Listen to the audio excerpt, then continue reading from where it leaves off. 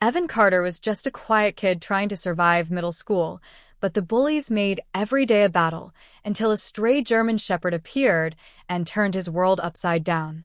Evan Carter was 13, small for his age, with a mop of dark hair that always fell into his hazel eyes. He wasn't the kind of kid who stood out in the halls of Westbridge Middle School.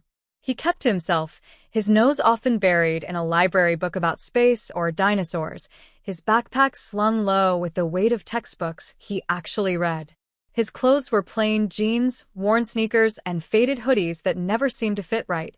To most of the 7th grade, he was invisible. To a few, he was a target. A group of boys, led by a stocky kid named Tyler Reed, had singled him out early in the year.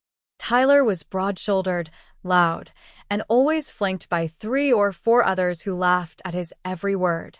They'd shove Evan in the hallway, knock his books to the floor, or mock his stutter when he tried to speak up. Evan the Egghead, they'd call him, snickering as he scrambled to pick up his things. Evan didn't tell anyone. Not his teachers, not his mom, who worked double shifts at the hospital and always looked too tired to notice his silence. He'd learned early that speaking up only made things worse. By November, the bullying had settled into a routine. Tyler would wait by the lockers after 3rd period, ready with a new taunt or a quick shove into the metal doors. Evan would keep his head down, his heart pounding, and hurry to his next class. He was good at math and science, acing every test, but that only made Tyler push harder. "Think you're smarter than me, egghead?" he'd say, tossing Evan's homework into a trash can. The other kids would laugh, some nervously, others joining in to stay on Tyler's good side. The worst days were at lunch. Evan would sit alone at the edge of the cafeteria, picking at his sandwich, while Tyler's group lobbed insults from a nearby table. Sometimes they'd throw balled-up napkins or flick bits of food his way. Evan would stare at his tray, his cheeks burning, pretending not to hear. He'd learned to swallow the lump in his throat, to blink back the tears until he could escape to the bathroom. There, in a locked stall, he'd let himself cry, the sound muffled by his hands. He didn't know why they hated him. He just wanted to be left alone. One Tuesday, after a particularly rough lunch where Tyler had accidentally spilled juice on Evan's backpack, he slipped out to the school's back courtyard. It was a small, fenced-in area with a few benches and patchy grass, mostly ignored by students during the cold fall months. Evan sat on a bench, his knees pulled up, wiping his eyes with his sleeve. He didn't hear the soft whine at first. When he looked up, a German shepherd was standing a few feet away, watching him. The dog was lean, its black and tan fur matted with dirt, one ear slightly bent. Its amber eyes were steady, not threatening but alert. Evan froze. He'd never had a pet, never even been close to a dog this big. But the German shepherd didn't move closer. It just sat, tilting its head as if studying him. Evan wiped his face again, his breath shaky. "What do you want?" he muttered, his voice barely above a whisper. The dog's ears twitched, but it didn't budge. Evan glanced around, expecting a teacher or janitor to shoo the stray away, but the courtyard was empty. He noticed a faint tag on the dog's collar, rusted and unreadable. The German shepherd let out another low whine, then lay down, resting its head on its paws, still watching him. For reasons Evan couldn't explain, he felt his shoulders relax. He didn't feel scared. He felt seen. The bell rang, signaling the end of lunch. Evan stood, expecting the dog to bolt, but it stayed, its eyes following him as he headed back inside. He glanced back once, and the German shepherd was still there, lying in the grass, as if it had nowhere else to be. That afternoon, Tyler's crew was quieter, distracted by a pop quiz in history. Evan kept thinking about the dog, its calm presence lingering in his mind like a puzzle he couldn't solve. The next day, Evan returned to the courtyard at lunch, half hoping the dog would be there. It was. The German shepherd was sitting by the same bench, its fur still dirty, but its posture straight, like it had been waiting. Evan hesitated, then sat down, pulling a granola bar from his bag. He tore off a piece and tossed it toward the dog. It sniffed the offering, then ate it in one quick bite. Evan smiled for the first time in weeks. "You're hungry, huh?" he said softly. The dog's tail gave a small wag. Evan didn't have much food to spare, but he gave it another piece, watching as it ate carefully, never lunging or snapping. For the rest of the week, Evan went to the courtyard every lunch period. The German Shepherd was always there, waiting. He started calling it Max, a name that felt right for reasons he couldn't pin down. Max never barked or growled, just sat close enough for Evan to feel its warmth, but far enough to give him space. Evan talked to it, quietly at first, about school, about Tyler, about how he wished he could fight back. Max would listen, its amber eyes fixed on him, its head tilting at just the right moments. Evan stopped crying in the bathroom. Instead, he saved his tears for the courtyard, where Max would lie beside him, a silent guard. Word spread slowly. A few kids noticed Evan slipping out at lunch and started whispering. Tyler caught on by Friday. He and his crew followed Evan to the courtyard, ready to mock him for talking to strays. But when they saw Max, they hesitated. The German Shepherd stood as they approached, its ears up, a low rumble in its throat.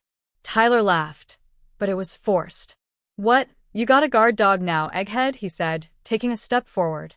Max's rumble grew into a deep growl, and he bared his teeth, his lean body tense. Tyler froze, his friends backing up. Evan's heart raced, but he didn't move. Max didn't either, his eyes locked on Tyler. After a tense moment, Tyler muttered something and walked away, his crew trailing behind. Evan let out a breath he hadn't realized he was holding.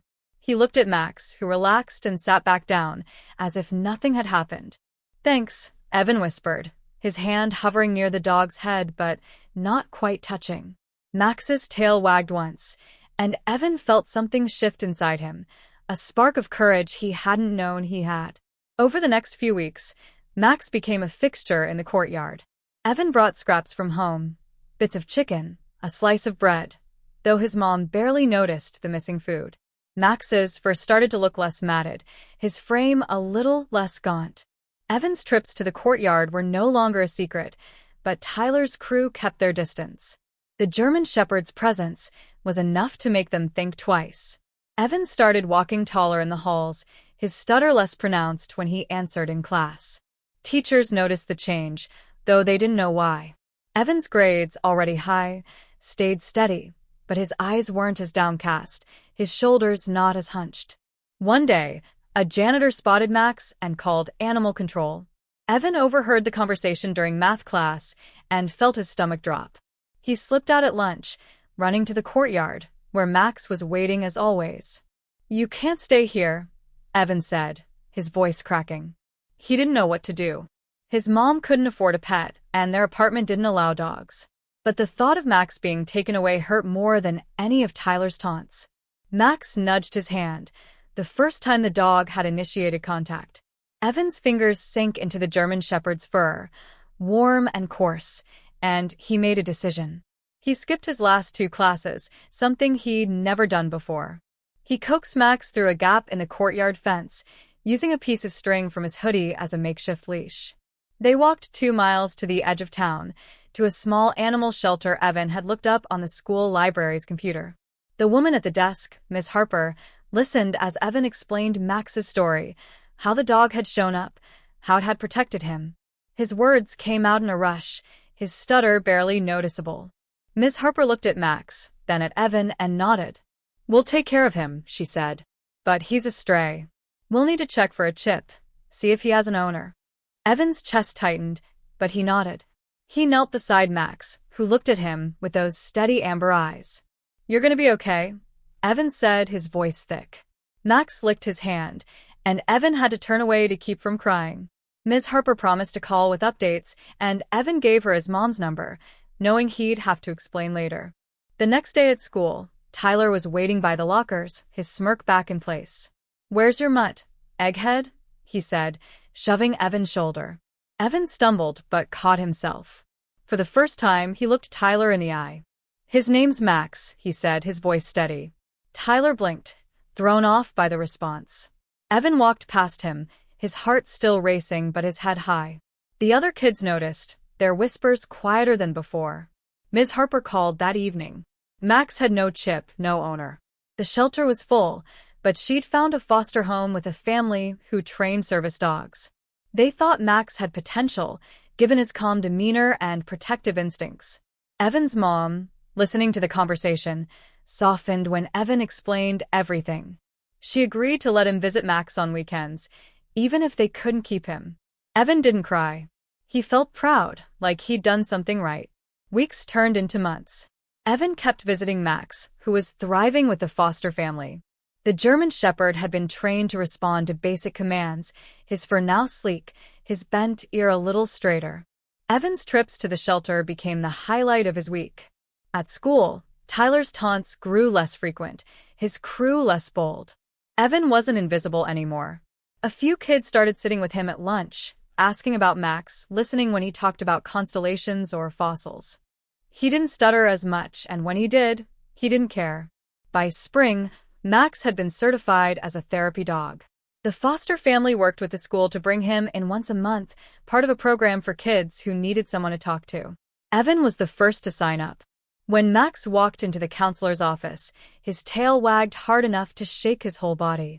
Evan hugged him, burying his face in Max's fur, and for the first time in a long time, he laughed out loud.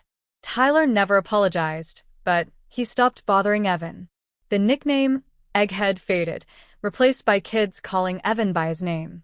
He still loved his books, still aced his tests, but he carried himself differently now. Max had given him something no one else could, a reason to stand up, to speak, to be seen. The German Shepherd wasn't just a stray anymore.